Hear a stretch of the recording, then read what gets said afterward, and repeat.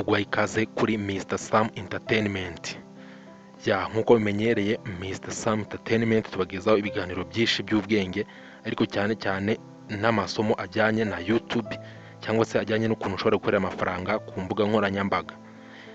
Mu biganiro twagiye dutangiza rero hari amasomo twabahaye mwakunze cyane ndetse turabibashimira ajyanye na YouTube. Link zikwereka ayo masomo ziri muri description y'iyi video. Nawe niba utarayareba wajya muri description ukareba izo link ukazifungura ugakurikira ibyo biganiro. Nabyo ni byiza cyane. Uyu munsi rero tugiye kwereka ibintu bine ugomba kuba wujuje niba ushaka kubona amafaranga aturuka muri YouTube. Izo video nazo twakoze zigenda zikwereka amatariki wahemberwaho, ibintu waba wujuje kugira ngo utangire kwishyurwa na YouTube. Izo video kabisa zirahari n'izindi zose zijyanye na YouTube business, ariko uyu munsi twabazaniye ibintu bine twabateguriye birakwereka ukuntu ushobora gukorera amafaranga kuri YouTube. Ugomba kubyuzuza, ni ukuvuga ngo umuntu wese uzi ukorera amafaranga kuri YouTube ibi bintu bine yarabyubahirije.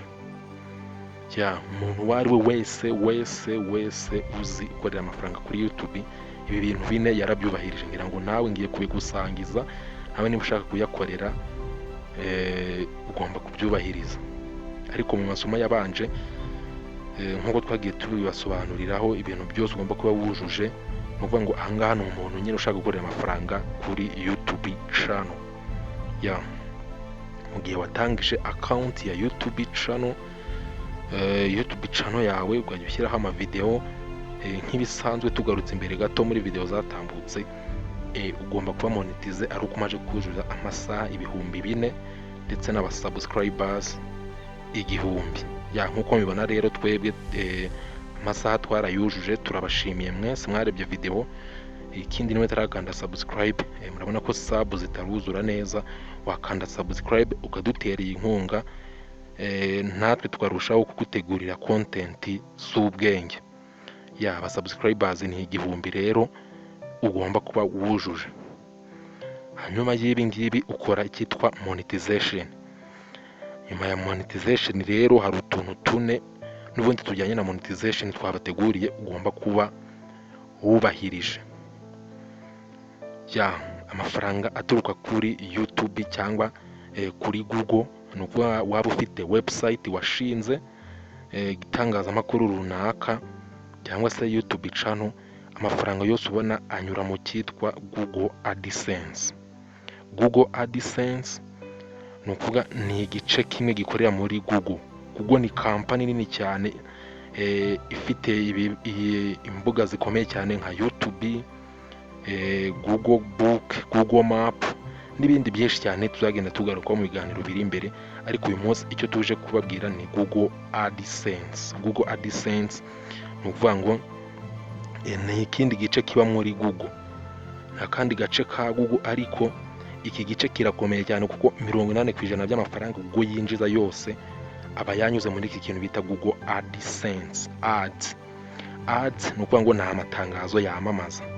Google Adsense rero nta gace ko muri Google kajyanye n'ibi bintu byose by'amatangazo yamamaza anyura kuri social media zose zigenzurwa na Google, yaba YouTube, yaba Google Map, yaba andi ma website yose mubona kuri Google. Google Ads rero ni ikintu gikomeye cyane nk'uko twababwiye. 80% by'amafaranga yinjizwa muri Google cyangwa se yinjiza n'ikigo cya Google aba yanyuze muri Google Ads. Hanyuma niba ugiye gukora monetization bagusaba Adsense account. Iyi Adsense account rero ifite ihuriye na Google Ads. Adsense account hari ibintu bine ugomba gukora kugira ngo ukore iyo monetization yawe bihite byoroha. Icyambere ugomba gushyiramo tax information, amakuru yose ajyanye n'umusoro.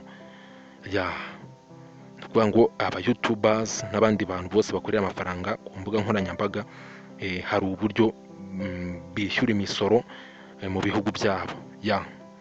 Ubwo buryo rero ugomba kubwuzuza mu gihe ushaka gukora monetization. Nibwo ibintu byihuta kandi ukabikora ukabona ni ibintu bigaragaye bigahita bikunda mu buryo bwihuse. Ugomba gutanga amakuru yose ajyanye n'imisoro.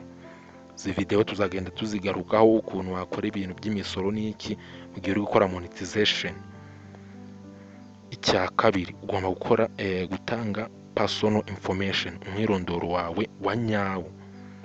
Niba uri gukora Google Adsense account, nkuko dukora ngo Facebook account, kuzamo amazina yawe, kuzamo umwirondoro, telefone yawe, aho utuye, byose ibingibi ugomba kubyuzuza mu gihe uri gukora Google Adsense.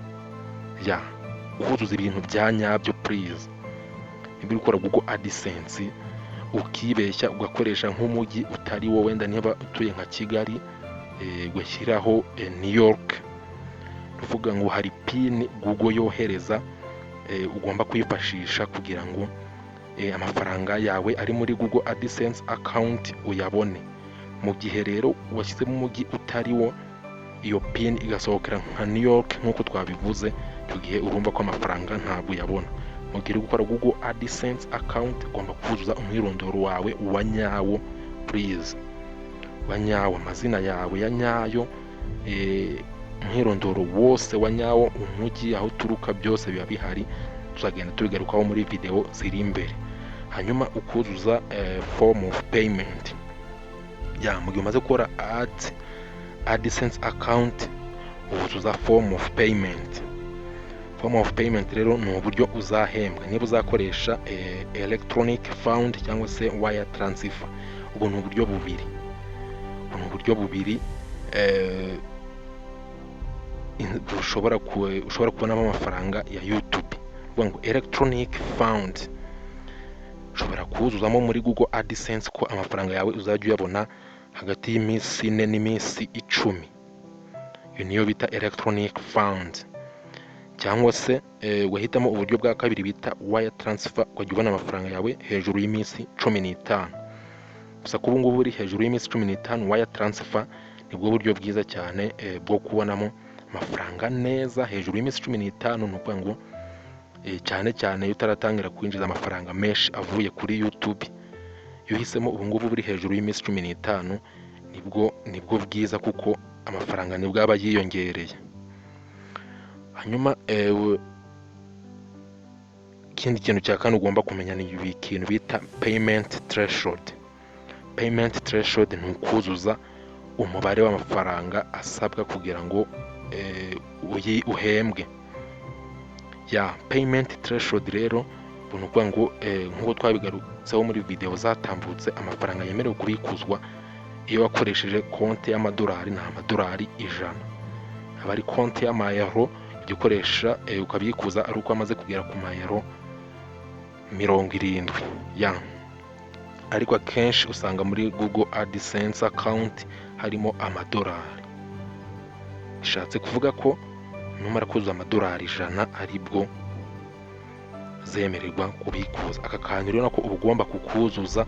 Niyo mpamvu twababwiye ngo iyo uhisemo form of payment ugahitamo wire transfer iri hejuru y'iminsi 15 nibwo ushobora kuba warujuje aya madolari.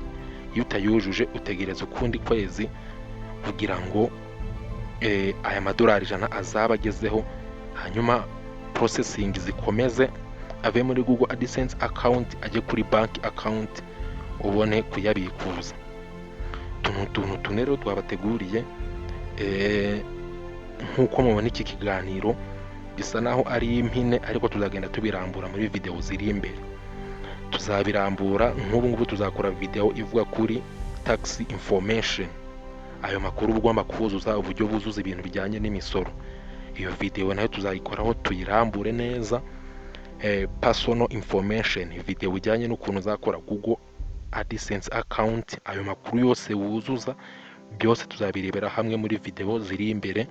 Hanyuma turebe na form of payment. Gusa ko form of payment byo ni ibintu byoroshye cyane, uhitamo byo ni uguhitamo niba uzakoresha electronic fund cyangwa se wire transfer.